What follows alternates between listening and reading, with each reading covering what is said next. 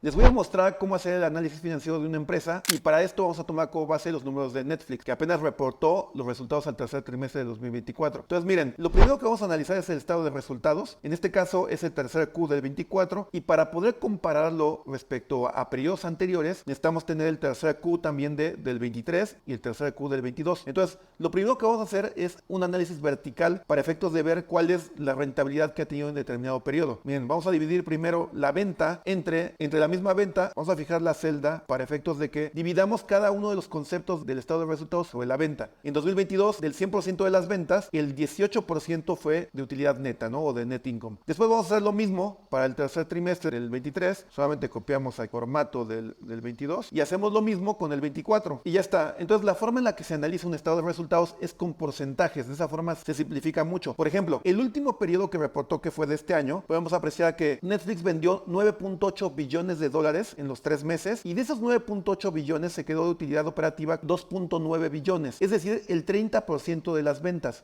O sea, su margen de operación fue del 30%. Ahora, reduciendo otros gastos como lo son los impuestos y los intereses que paga por las deudas, se queda con un 24% de utilidad neta.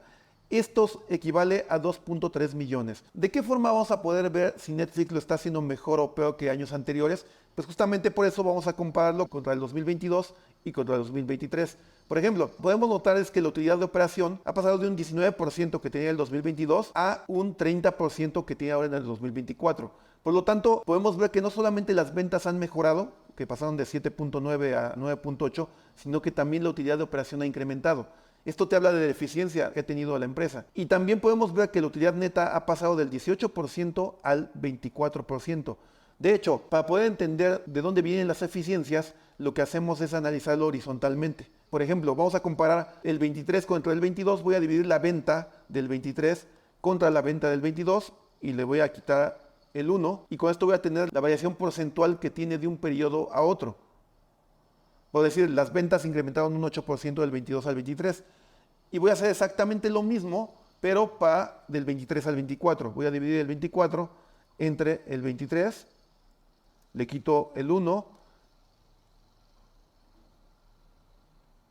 y voy a jalar la fórmula para todos los conceptos. Lo que voy a poder ver es lo siguiente. Netflix del 22 al 23 creció en ventas 8% y la utilidad neta creció un 20%. Entonces tuvo eficiencias. ¿Por qué? Porque podemos ver que hay gastos que no incrementaron en la misma proporción que las ventas. De hecho, hay gastos que redujeron.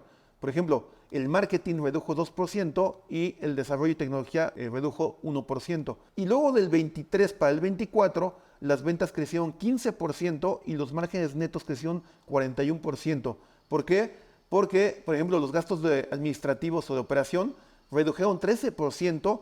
Y hay gastos importantes como por ejemplo lo es el costo de ventas que solamente incrementó 4%, es decir, menos que el 15% que incrementaron las ventas. Entonces, básicamente lo que hizo Netflix a lo largo de estos años fue crecer en ventas, pero tener un nivel de crecimiento en gastos menor a esas ventas. Por eso es que tuvo mayores eficiencias y por eso es que pasó de tener un 18% de utilidad neta en 2022 a un 24% de utilidad neta en 2024. Ahora, una vez que analizamos el estado de resultados, lo que sigue es analizar el balance general. En este caso hacemos exactamente lo mismo.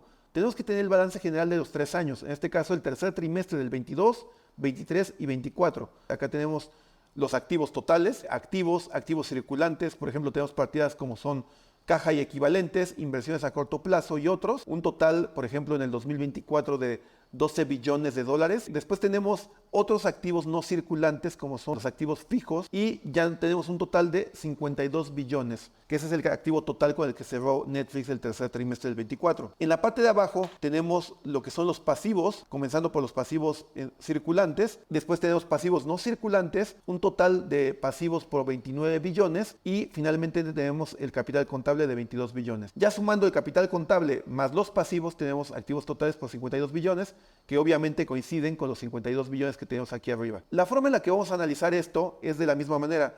Primero tenemos que hacer un análisis vertical, es decir, tenemos que dividir cada una de las partidas del balance entre, en este caso, el total de activos. Y vamos a fijar la celda de los activos. Entonces, la caja, por ejemplo, del 2022 equivale al 13% del total de activos.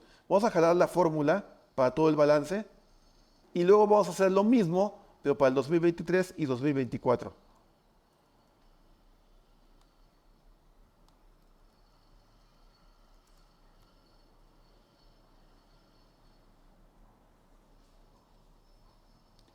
Aquí nada más copiamos el formato y ya te queda el 23 y hacemos lo mismo para el 24.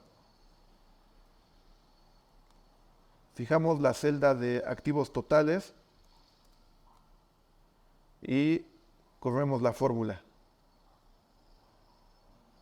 Ya nada más copiamos el formato y ya tenemos justamente el análisis vertical de los 3 años. Ahora, con este análisis vertical, lo que podemos ir viendo es cómo ha dado prioridad o en qué ha priorizado la empresa la posición en caja. Podemos ver que del 100% de los activos totales que tuvo Netflix al cierre del 24 o del tercer trimestre, el 14% lo dejó en caja y equivalentes. De hecho, el total de circulante fue del 23%. También podemos ver que la deuda total de Netflix al cierre del periodo es del 57% y lo que le pertenece a los accionistas es del 43%.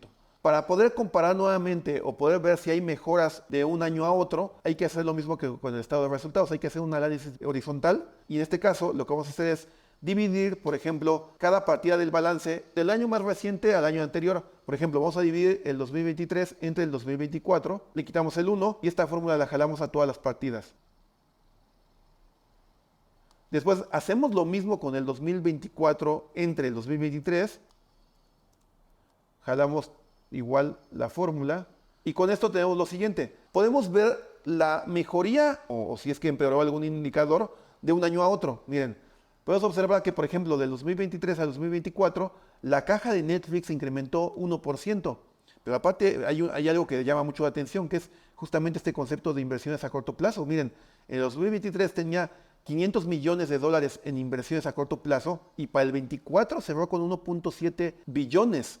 O sea, tuvo un crecimiento del 244%. Esta es una partida que llama mucho la atención. En términos generales, el activo total de Netflix subió de 2023 a 2024 un 6%. Pero como pueden apreciar, de ese 6%, la partida que más creció fue justamente la que tiene que ver con inversiones a corto plazo y lo que tiene en caja y equivalentes. Del lado de las deudas, podemos apreciar que la deuda de Netflix creció 8% de un año a otro y del lado del capital contable creció un 3%, pasando de activos totales de 49 billones en 2023 a 52 billones en 2024. Y finalmente, ya una vez analizando el estado de resultados y el balance general, de estos dos estados podemos sacar algunas métricas que son muy importantes, se les conoce como razones financieras. Con estas razones vamos a poder entender mejor cómo está la salud general financiera del negocio. Entonces, miren, yo extraje de las mismas cifras que ya vimos hace un momento, extraje estas partidas. Del estado de resultados extraje ventas, utilidad operativa, utilidad neta y del balance extraje activos circulantes, caja, pasivos circulantes, activos totales y capital contable. Ahora, ya teniendo estas cifras, vamos a sacar indicadores o métricas de desempeño o razones financieras que tienen que ver con rentabilidad, con liquidez, con rotación, con deuda y estas últimas dos que tienen que ver con la rentabilidad del negocio y del accionista. Para efectos del margen operativo, vamos a dividir la utilidad de operación entre la venta. Para el margen neto, vamos a dividir la utilidad neta entre la venta y vamos a copiar y pegar esto para que tengamos esto para los demás ejercicios, para 23 y 24. Para efectos de la liquidez, vamos a dividir el activo circulante entre el pasivo circulante. Luego, para la liquidez inmediata, vamos a dividir la caja entre el pasivo circulante. Y para la prueba ácida, ahorita les explico, no lo vamos a hacer porque en este caso Netflix no tiene inventarios, entonces esta prueba no es importante para este negocio. Para el caso de la rotación, lo que tenemos que hacer es lo siguiente, miren, tenemos que multiplicar las ventas por 4. ¿Por qué? Porque como el reporte está trimestral, necesitamos sacar la venta anualizada. Entonces, si yo multiplico la venta del trimestre por 4, la estoy anualizando. Ya una vez que la multiplico por 4, voy a dividirlo entre el total de activos. Ahorita les voy a explicar cada una de estas fórmulas. Del inventario tampoco voy a sacar rotación porque no tiene inventarios Netflix. Y de endeudamiento lo que voy a hacer es dividir el pasivo total entre el activo total. Para el apalancamiento voy a dividir el activo total entre el capital contable. Y finalmente, para lo que es la deuda neta sobre utilidad de operación, lo que voy a hacer es que al pasivo total le voy a quitar la caja, lo que tiene en caja, y el resultado lo voy a dividir entre la utilidad de operación pero anualizada. Igual vamos a hacer lo mismo que con las ventas. Voy a multiplicar la utilidad de operación por 4 y este es el indicador de deuda neta sobre utilidad de operación. Finalmente, para efectos del ROI, o también le podemos llamar ROA, que es Return on Assets o retorno sobre activos, lo que voy a hacer es, voy a anualizar primero la utilidad de operación, por 4, la utilidad de operación por 4, y el resultado lo voy a dividir entre los activos totales de la empresa, en este caso 47.5 billones. El último indicador es el ROE o el retorno en equity o retorno sobre capital. Para esto lo que voy a hacer es primero anualizar la utilidad neta la voy a multiplicar por 4 y la voy a dividir entre el capital contable, que es lo que pusieron los accionistas. Ya una vez que tengo todos los resultados, lo que voy a hacer es copiar y pegar para 2023 y 2024.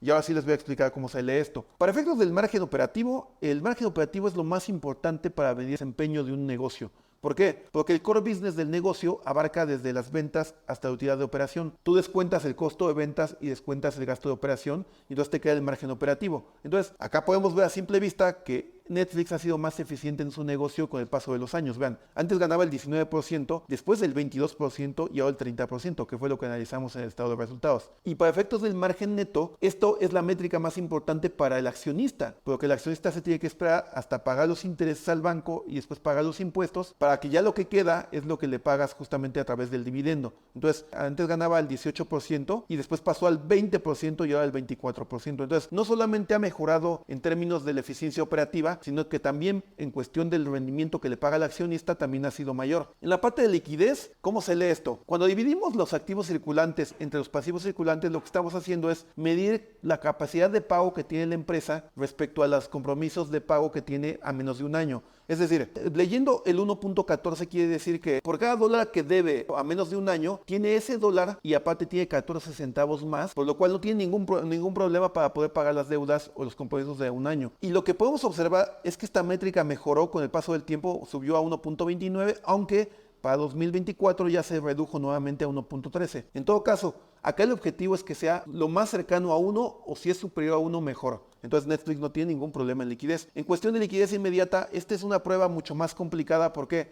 Porque lo que está midiendo es cuánto podría pagar la empresa del total de lo que debe a un año, pero solamente con la posición en caja que tiene ahorita. Entonces, si yo divido la caja entre los pasivos circulantes, me da 0.79. Quiere decir que por cada dólar que debe a un año, tiene casi 80 centavos para pagarlos, pero solamente en la caja. O sea, si ustedes sacan esta métrica para cualquier otro tipo de empresas, seguramente les va a salir en 0.10 o menos, porque es muy poco probable que una empresa tenga en la caja lo suficiente para poder pagar todas las deudas de un año. Muy bien en este rubro también, porque es 0.79 primero en el 2022, 0.88 en el 2023 y 0.70 en el 2024. La otra métrica que vamos a analizar es justamente lo que tiene que ver con la rotación. La rotación es muy importante. ¿Por qué? Porque entre más rote la empresa su inversión, más eficiente es. Entonces, la forma en la que vamos a calcular la rotación es dividiendo las ventas totales o las ventas anualizadas entre el total de los activos de la empresa. ¿Por qué? Porque financieramente hablando, la inversión de la empresa son los activos totales. Entonces, entre más cercano a 1, mejor. En este caso, en el 2022, Netflix rotó sus activos totales 0.67 veces. 23 ya lo rotó casi 0.7 veces. Y vean cómo ha mejorado para el 2024. Ya lo rotó 0.75 veces. Esto quiere decir que o Netflix está incrementando fuertemente la venta año con año y o también ha disminuido año con año el total de activos. Lo cual quiere decir que ha sido más eficiente porque con menos inversión ha logrado mayor venta. Después tenemos los indicadores que tienen que ver con la deuda. El indicador más famoso justamente se llama razón de endeudamiento. Esto es dividir los pasivos totales entre los activos totales. Y con esto lo que vamos a ver es del 100% de los activos, qué porcentaje se le debe a terceros. Por decir, en el primer año Netflix debió casi el 57% de los activos totales. Para el segundo año bajó a 55% y para el tercer año es del 57%. La teoría te dice que esto se tiene que mantener abajo del 100% porque si se entiende que si tú debes más del 100%,